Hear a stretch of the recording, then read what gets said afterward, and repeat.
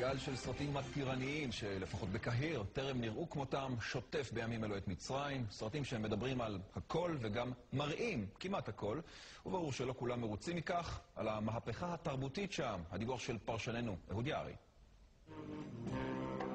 ايه رأيك؟ استاهل كارت ولا خط خالي؟ يلا لاعب.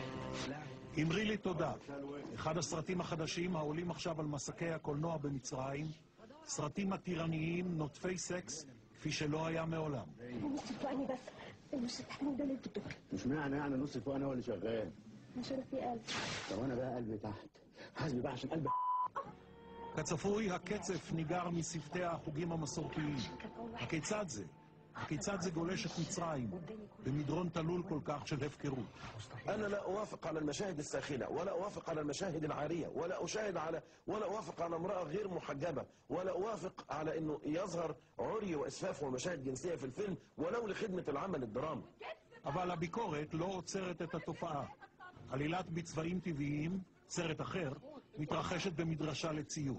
لابد من دراسة تشريحية للجسم. استنيني يلا ارسموا. كلهن مؤمنات. أنا ما بقولش نتحرر من الدين، لكن بقول نفهمه صح ونعيشه صح، لكن بقول نتحرر من الأشباح. הסרט רגשות עוסק בחיבוטי הנישואין, בבגידות, בקשיי הזוגיות. الست مهما كانت وزيرة أو مديرة لازم في السرير مع جوزها تكون ست بجد. החירויות שלוקחים לעצמם אנשי הקולנוע מעוררות תגובות מעורבות ברחובות קהיר. أنا شايفه بيتكلم على مشاكل الشباب بطريقة حلوة يعني. هو الفيلم كويس وجميل، بس هي مشكلته ان هو بس بيحكي مشكله عن الشباب، وفي المشكله كلها بس في المناظر بتاعته. المفروض ان هو ما يصحش ان هي في حاجه بتظهر فيه. זו ממש מהפכה של שבירת חומת האיסורים השמרנית, שבירה של כל הקווים האדומים. جوزك راجع امتى؟ بعد بكرة. مستعجل ليه؟ והמשותף לכל הסרטים, הצעקה תנו לעזאזל לחגוג וליהנות.